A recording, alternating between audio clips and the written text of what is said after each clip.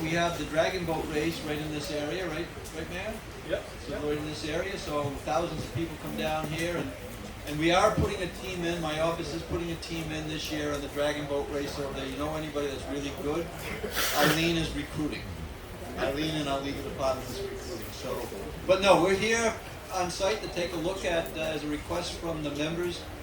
Several members have said, let's take a look at what we're talking about here, and physically be able to see the site that is under discussion in terms of the Tidewater project. So with that, I'll just hand it over to Don. Thank you, Don, for setting this up and keeping us dry.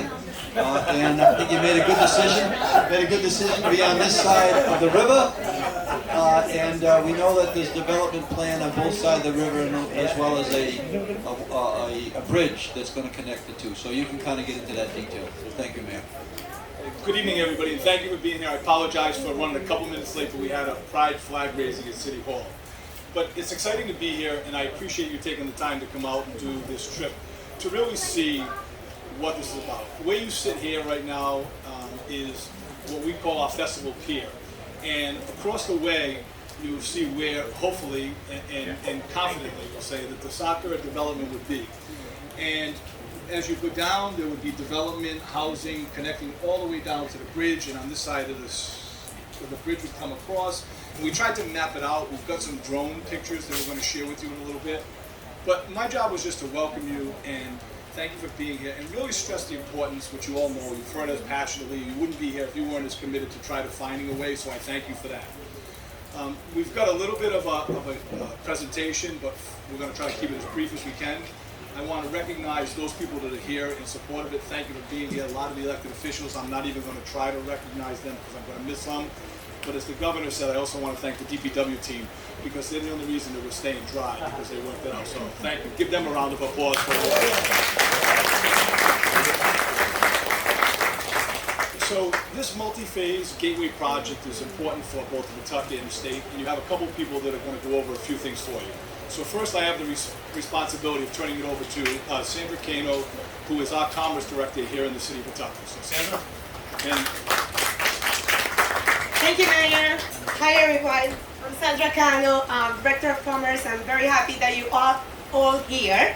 As the Mayor said, the Pawtucket team has been working hard since this project was announced in 2019, and we have gone through all the processes to approve the project on the local level. The City Council, which has been very supportive of it, and I know City Council members are here, the Pawtucket Redevelopment Agency, and we have done this complying with the rules and regulations, as you all know. But this project is so important for Pawtucket residents and Pawtucket businesses. And just up the road, our downtown would be thriving with the inclusion of the soccer stadium, housing, commercial, retail. You already know a lot of these details. But the most important thing that also I'd like to highlight is that this project brings a lot of jobs to Rhode Island, which is important that we also highlight.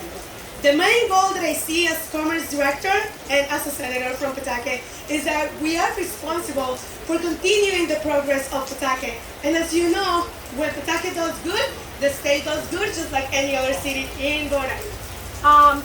Business thrive when we give an ideal opportunity to continue to build. And this is a project that really does that, open up the doors for many other developments in the city that are excited to come. So with that being said, I know you want to hear details. We have a great partnership with the team, and Fortuitous has been great. Ever since we found out that there was a gap, I wanted to make sure you know that we've been working very collaboratively with Commerce and the team, and we have over 45 meetings to try to get where we need to be today. So we have plenty of information, plenty of good, plans for you to see. You're gonna see the drones, and all I have to do today is make sure that you feel that this city is really ready to put their stake in the game. The mayor has been saying, and the team is already doing it. So I'm going to welcome our good friend and the person that is going to be leading you into the discussion today from the team, and that is Dane Crover. And I would say, Dane, just come on over, it's your turn. I would say that when the rain is like this, is because the rainbow is coming after the rain, right? So then you start talking a little bit about this project with the board. Sandra, thank you so much. So thank you all for your time. So Dan Kroger, I'm the Director of Development for Fortuitous Partners. It really is a pleasure to be here. We love the fact that you all want to take the time to come see it, because honestly, whenever we bring anybody that we want to tell the story about this project, we bring them right here. Because as you look at this waterfront and you see everything, you start to see the potential that we see. And we really do feel like this project has the ability to completely transform the city of Pawtucket, the state of Rhode Island. And what you can see in front of you, I'll just walk you through what you're seeing in the distance. And we do have an image in your packet that we had our architects actually show the rendering of what the site's going to look like from this perspective. So it's right where we sit right now. It's the last page here, so you can almost, this should help you envision what will be here. If you hold this up, you'll be able to see the building. On the left side here is this brick building, and then the rest will kind of tell its own story here.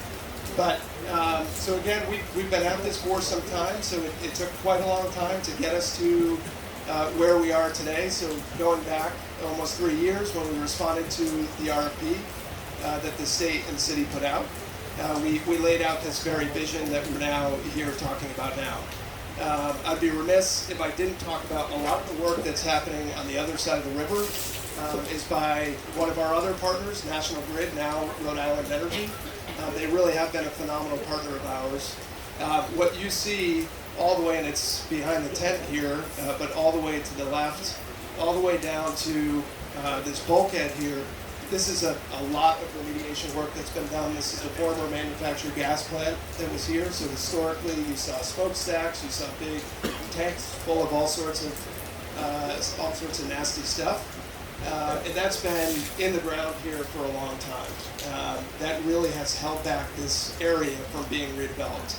So when we came to National Grid, they were already going to remediate the site. They were going to basically do something like this. They were going to put a fence with barbed wire on it and fence this off so the community really would never get a chance to experience this. We came and said, how about we put a stadium on that site? And they were actually very receptive. They actually had to do a little bit more work.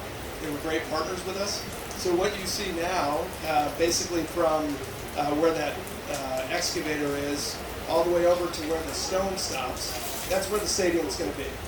You actually see sleeves that are coming out of the ground along the waterfront. That's where the lights along the Riverwalk will be. So there will be a Riverwalk, just like you see on the top of the revetment here. It'll go all the way down along where those sleeves are, and then we'll continue it all the way up to the green area, up to the bridge. And that's where the pedestrian bridge will be installed at the narrowest point up in that area. Also, if we were at a different perspective, you'd see that the field, actually the goalpost sleeves are already installed. So National Grid, those went deep. They went through the liner of the remediation. So we designed the sleeves to go down through it, so we never have to go back into the remediated ground. So all of that work is done. Their work will be done in about a month. All the stone will be pushed, and it'll be ready for us to come on site and install the foundations above that cap, so we don't have to go. So we'll have a fair amount of fill that comes back in on the site. But you'll see the stadium on this side. You can see that in that rendering. Waterfront, Riverwalk coming through, and then where you see the green space there, that's the city of Pawtucket land, where we're going to install a garage, parking garage, with 250 multifamily units and ground floor retail space. So think up at Patriot Place, up around Gillette Stadium. You have a lot of bars, restaurants, retail space. That's our vision for the space as well. So you'll have the stadium that fronts with great restaurants and retail spaces. You'll be able to cross the bridge to where we'll have more housing. So this great space here, Festival Pier, is a really phenomenal public space here. We're going to connect this space with a walkway. We actually already have plans for a stormwater management area that we're working with some grant funding now, low impact development, great stormwater system, a boardwalk that will be up on this side, and that'll get you up to additional retail and multifamily apartments on this side. So with that, I know I've they're forecasting potential lightning soon, so I don't want to speak too long. We are super, super excited. Thank you all for your time coming here. I'm happy to answer any specific questions as you walk around. If you're driving out, I know we can't do it all as a group, but it is worth potentially going up to that Taft Street side if you have the time and looking back down into the stadium site. You can see a little bit more how the site is really starting to come out of the ground now. But thank you all very much for your time. Thank you so much, Dan, for the quick overview. As you can tell, this is a project that the community really needs, and the community has been extremely impacted here in Pawtucket by COVID, in which we rely on continued development. So Pawtucket is growing, and it's just as vibrant as ever with the people here. I just want to make sure I recognize there's a lot of business people. That we have our local youth soccer organization that has been with us in meetings, so I want to make sure that I recognize them. And also the Chambers of Commerce, the local organizations, Pawtucket Foundation, YMCA. Thank you so much for being here, all of you. So this location can be a go-to place for those looking to discover beautiful Rhode Island, since it serves as a gateway landmark project visible from 95 as people enter into our state. This project has been happening, as we can see on the project from here. And at this time, I want to turn it over back to the mayor that is going to actually tell us to look at the screen for a second. Since we are here and it's raining, the idea was that we would have a live tour, but since it's raining so hard, the mayor is going to talk to you about the good shots that we have here in the screen for you to understand what is really happening. So before we started, right, we really understood the importance of having you taste it, feel it, see it, and we wanted to do that. Unfortunately, the weather didn't cooperate with us, and I'm going to blame that on the new Secretary of Commerce as our first order of business. But all seriousness, I want to thank Liz and the Commerce team and each one of you. As we show you this, I want you just to have a vision for us, and this is why it's so important for the city of Pawtucket as well as the state, is you have an open access to the waterfront. You're going to have people coming in to enjoy a soccer game. You're going to have residential. You're going to have the commercial and the retail all along connected. And so it'll all come back around. So it's one big loop. And if it wasn't for the investment on the state and the city, as well as the private, this would have just stayed the same way. It would have stayed underutilized. Here we were very fortunate in 20 years of putting some dollars away with previous administrations. We were able to do this festival Pier. But we have so much more here, and we're really, really asking you for your support on this. As you look and he's looping around that, it really is important to understand where you are. We'll be sharing this with Liz that she can push out to all the board members. We want to make sure that you had some maps, not overwhelming, and we want to respect your time. So what we're really doing here is asking you to really, really think deep, think hard. We appreciate you taking the time to be here, but it is an impact. It's an impact that's going to change the city of Pawtucket and the state of Rhode Island from the Gateway Project. And we need the help and the support and investment. So with that, we thank you. I could keep talking all night, but I know we're waiting. Right? I know there's no votes happening tonight, but I don't know if there's any questions. Anything we need to. Sure, Tom. Yeah, I thought these renderings had docks and things like this, if you're going to be able to have boat traffic to come up. So, yes, there'll be boat traffic. There's going to be some floating docks. There's some below here which you can't see. They'll be doing the same thing. If you look further down, there's a dock there. It's going to connect exactly where it's going to be, but they will have that. And in fact, thank you for pointing out, because I did forget to mention Blackstone Valley Tourism. The boat that you see out there, because we were praying for good night, and we're going to have you go take a look from the water. We're not going to put you out there tonight. Unless anybody wants to, you can, right? But yeah, we would have the docks, we would have the connection as well in different areas. And the grade over here, they said they're going to build on top of the cap. How much does the grade come up? So it's going to be tiered down this whole? So I'm going to turn over to Dan for 1 second, because what you see, you'll build up a little bit. What will you be able to see? He's asking about how is it going to be tiered up. Cap. Yeah, you're going to build the foundation on top of the cap. Yep. What's the elevation here as it comes down? Am I going to be grade with the road above, or is it going to be a tiered? So it'll be so the cap, what you see right now is at about elevation 8. So the top of the rock there, the riprap, elevation 8. We're going to bring that up to elevation 14 and 15. So the stadium, the field level, will be at elevation 15, so about 7 feet higher than that rock is right now. So that'll come up a little bit. And then there will be ramps up to a higher level that'll be at the road grade. So what we call the concourse. So as you're walking around the stadium, you'll be up at the level up. So you're gonna have great views once you're in the stadium. We actually designed the stadium such that this side on the east is actually a little bit lower. So when you're sitting in the stadium, you have really unparalleled views of the river, because the river is quite beautiful. It is, as you look down this way, as you look to the river, it's pretty unique. To have a stadium on the waterfront like this, it's going to be a huge opportunity for us. And this brick building is coming down here too? So yes, so Rhode Island Energy, that's the last phase of their remediation. They take that brick building down, and it'll be a gravel area there. But you can see, you'd be able to see if you were walking. They've already put in a porous river walk, probably about 500, 600 feet on top of this revetment, which if you were here 18 months ago, none of this was here. So this, yeah, if you look here, you can see the river walk that extends up, or actually down to the south there. So that same river walk will come all the way up against the stadium, which should be really, really amazing. And then it will continue up further. We'll have about a mile's worth of river walk on both sides of the river. And what's the field behind us there? So that is the Barrier School. And that's Max Reed Field behind there. So that's a recreational field that the city of Pawtucket has. So what's going to be where the brick building is? Is it going to be planted? I think it's actually going to be ground. Can you repeat the question? Yeah, so the question was the area where the brick building is now, what is that going to be? And I think it'll be a gravel area.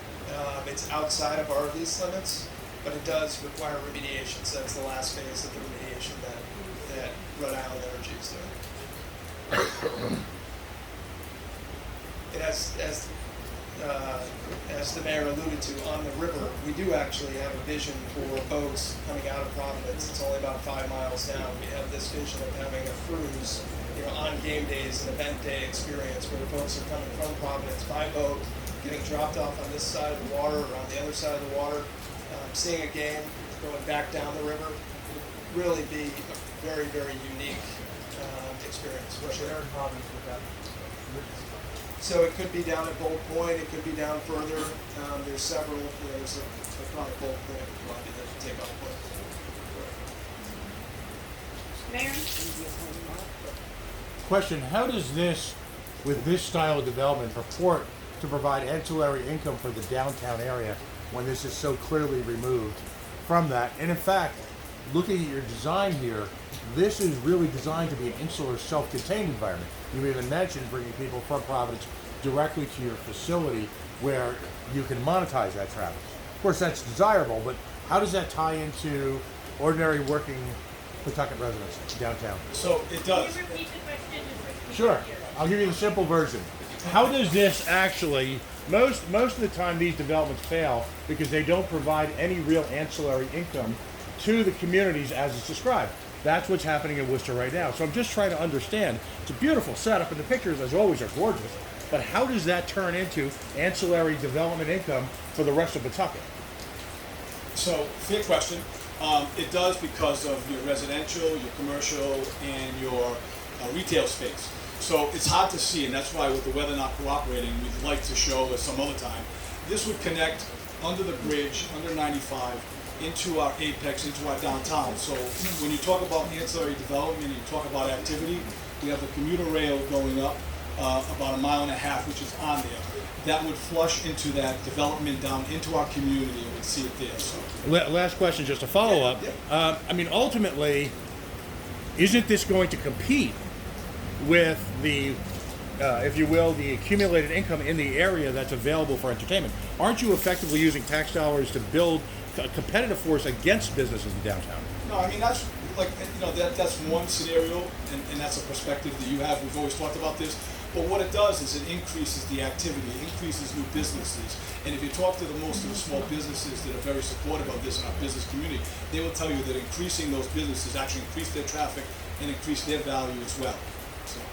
I would just point out that at Gillette, final thought, at Gillette Stadium, outside of Patriot Place, which is part of the Gillette Stadium development, there's virtually no economic activity whatsoever on Route 1 outside of that immediate facility. So the thought, whether it be I'll on the come on your show and we'll debate it. I got it. I know. Okay. And respect it. But the difference here is that you look at this. This connects to our downtown. It connects to the commuter rail, and it's all of that development in there. And you think about this. This is in the heart of a distressed community, right? That people don't have access to the waterfront development, the access to the waterfront.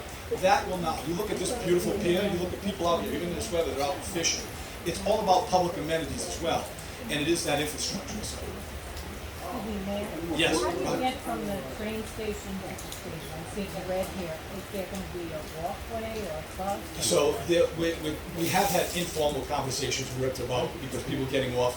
What is the connection? There will be walkable pathways, and it would come down, and it would actually come down to the apex, come under the bridge. There's another bridge, the 95 bridge, that we could have access to it as well. So these are all part of the design. So it would be walkable, or drivable, or busable. Thank you. And Mayor, regarding that too, Dan. Oh, okay, good. And one other thing to add, so we have spoken with RIPTA about the ability to have a shuttle. So there's already a line that comes up here. It's one of the most heavily commuted lines in RIPTA.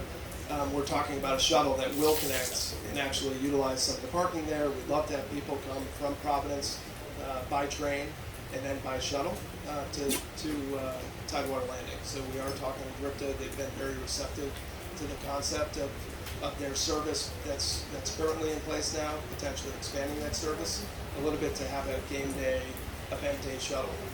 And one thing I do want to add, we're going to have a lot more than just soccer in the stadium.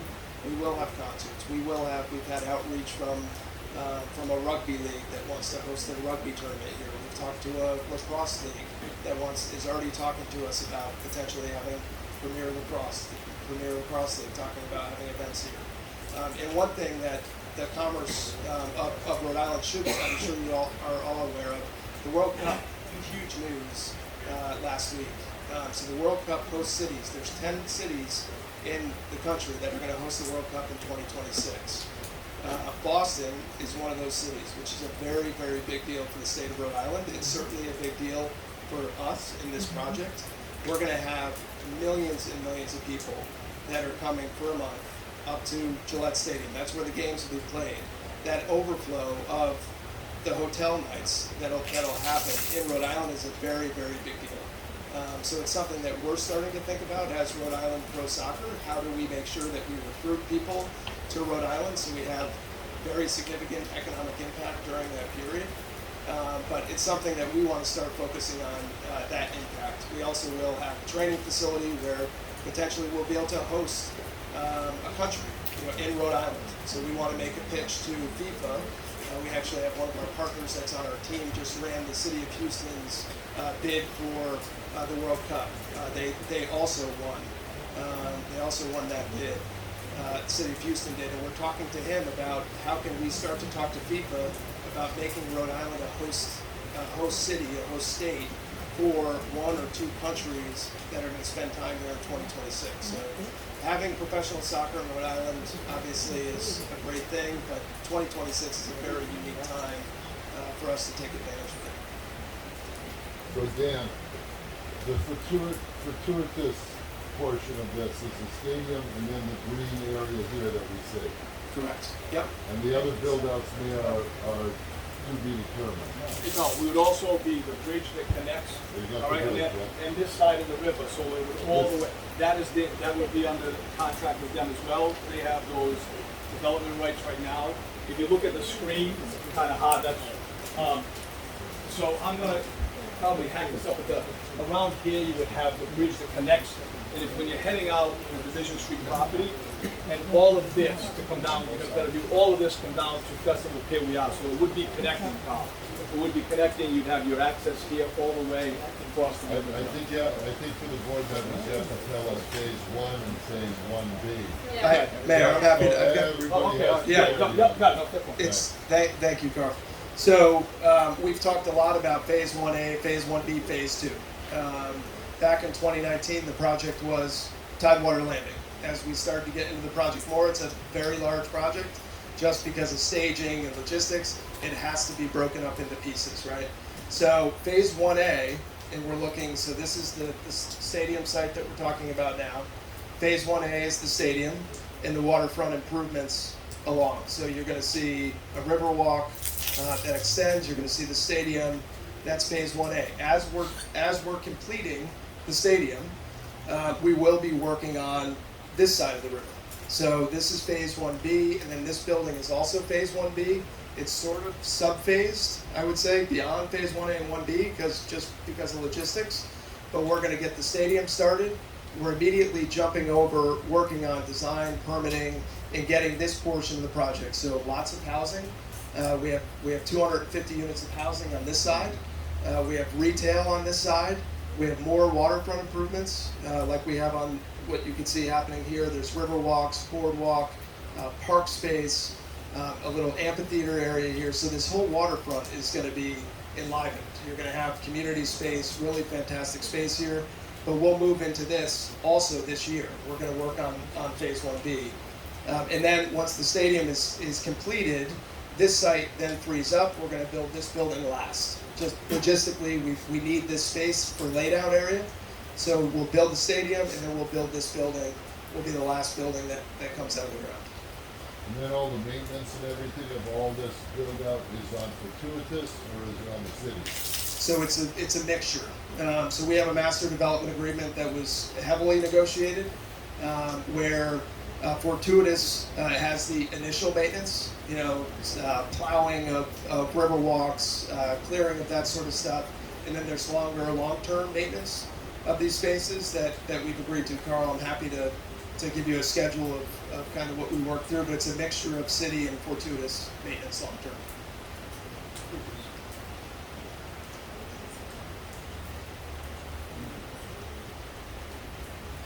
Questions are good? Yeah, I just have one. Do you have a cost for phase 1? Do you know the level of state subsidy you will need to do phase 1? Yeah, so phase 1A, obviously, this part of the project, when we agreed to kind of this phasing plan about a year ago, phase 1A is what we were proceeding with first. So phase 1A is certainly further ahead. It's fully designed, 100% construction documents, 100% bid. Our construction manager, Demio Construction, has already bid that. We have bids that we need to go back and freshen them up with some of the value engineering items that we came up with. So phase 1A, we know exactly what it is. Phase 1B is more conceptual, right? So we have to go back, we have to revisit those numbers. We're in the process, Mike, of doing that right now, getting updated budgets for all of that right now. So we are working on that right now, but it's not, because of the approach we took with phasing and going in this manner, it's not fully designed yet, so we're not able to get GMP bids at this time. But we are working on updated budgets with as much information as we can have. So we'll have that for you. Carl, please. So how about with the new legislation that they passed on Friday at the House level about prevailing wage and jobs and things like this, and union job versus non-union jobs? Will that impact your general contracting and your thoughts? Yeah. So we do have a PLA that we signed with the labor union. So I don't believe that'll affect. I don't know all the details, Carl, of that. So you have a PLA. We do have a PLA. Yes.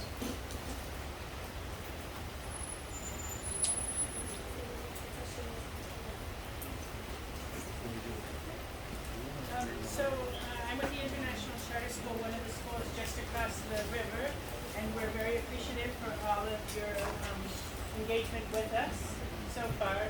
Could you just talk a little bit about how the two schools that house about 800 students might benefit from the statement?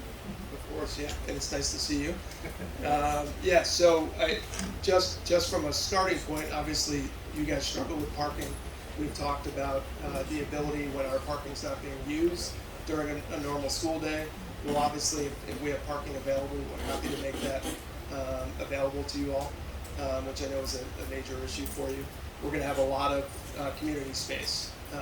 The plaza spaces that we have, the riverfront, those are all public spaces. So those are things that we want to really program, and we feel like we are a major part of this community, and we want to find a way to have the entire community benefit from everything we're building. So those community spaces, those plazas, obviously, are going to be spaces that we can figure out how to help you programming. You guys are a little space constrained and don't have a lot of green space or other space to use, so we're happy to, of course, work with you and figure out how we can help you with your outdoor programming as well. Thank you. Could you please elaborate a little bit more, a little bit, about the impact regarding the business, the small business? What is included in phase 1, phase 2? We are talking about your this area, or the city is including development in the downtown and the areas around the park. That's all that the project should generate business and should generate more jobs, right? Could you please elaborate?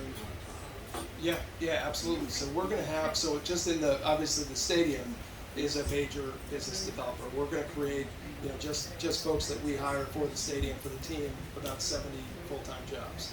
And that's just that part of the business. Obviously, we have lots of part-time employees when we have an event. We're going to have hundreds of part-time employees, security, folks working concessions, folks working tickets, hundreds of jobs on event days, parking, etc. But then we have 60,000 square feet of retail usage. Those are going to be ideally local businesses that are opening in these retail spaces. We want them to feel local. We don't want them to feel like they came in from somewhere else and they don't fit the community. So we're going to have a lot of opportunities to create business. We're going to be very focused on local creation of jobs for sure. But the economic impact studies show that there's going to be thousands of jobs created. Certainly hundreds of jobs, construction jobs, if not thousands of construction jobs that will be created when all this is being built. What are you looking at in terms of per square foot rent at retail, and also the average rent for the apartments that you're putting in place? What type of ballpark numbers? Yeah, so we're still, still at pro forma level on that, but we're still working through all that. So you don't have any underlying numbers whatsoever to present to us? Not tonight. No. And yet, right now, we're already in process on the deal. I'll let it go, but it just seems to me that, is this one of these deals where we're going to find out what's in it once it's built? No, sir. Pat, you know that's not the case. We've been very transparent. But we don't know the numbers. Listen, I know. I'll come on your show. I'll debate you anytime. We don't know the This is not numbers. right forum for it. I You're appreciate reporting the ask. before a board. I'll let it Well, I go. got You're it. report, you don't have the numbers. But Pat, that's why the board's here, is to Right. gather whatever data. There's so many different points to it. Absolutely. So that's what we're here for. No, but I do want to, like, when you talk about the ancillary development and the impact to a community, it's hard to take, but I'm trying to pick a point up the top of the hill, but on Pawtucket Avenue. So both Sandra and I were with our planning director. There's a couple of storefronts on Pawtucket Avenue, East Avenue. That a group is now bought up. We'll do the Pawtucket. There's 2.5 square blocks of commercial that has a variety store in it. There's a group that now are buying it because of the commitment or the belief of the commitment here. They're building up. They want to build residential. We're seeing those type of developments impact it. We have other property, over near the train station or the commuter rail that we have out for RFP. And to Oscar, you will start seeing that multiplier effect in the downtown, right? We'll finally have revenue to put, open the sidewalks, make them much safer, two-way traffic, those type of things, all based on the development. So. Thank you, Mayor. So I'd say that the Department of Commerce had been extremely busy meeting with potential developers because of this project being the anchor. But also local businesses are really eager to continue, the updates, and they can wait until these shovels are in the ground, because they really feel that because of the pandemic and everything that has happened and how the community has been hardly hit, they feel that this is an opportunity for us to bring people and make Pawtucket a destination. So we continuously have meetings, and I continuously send people to Dan, because to Oscar's point, the community really want to be part of this space. So we want to encourage local businesses to open in the space that is going to be built. And we've been working very hard to do business plans already and to put all of those things in consideration. But with that, I want to be respectful of the board. If you have any other questions, I mean, we're here, but we are always welcome to answer any questions, any details that you do have. We have plenty of information. We have details, and I know the commerce team has been really great collaboration with the city to get us where we are and with the team. So if that is it from the board, I think that it's time for us to wrap up. I just want to say thank you to all the community members that are here, and most importantly, the organizations and the businesses and the residents that are here supporting this project. We really appreciate it. This is for the community and to the community, and that's why it was important that the board took the time to come here and visualize. And like I said at the beginning of this, like after the rainbow is coming. So hopefully we see a little rainbow coming up. But that being said, I want to just say thank you so much, and Mayor, you want to wrap up? From us, thank you for your time, thank you for your patience, thank you for your support, and for those of you after the meeting breaks that still want to be brave and go out on the boat is still out there. You get a better view. If not, we'll set up some private tours, so thank you. So Tom's telling me I need a motion to adjourn. So moved. Second? Second. All in favor? Aye. Thank you. Thank you.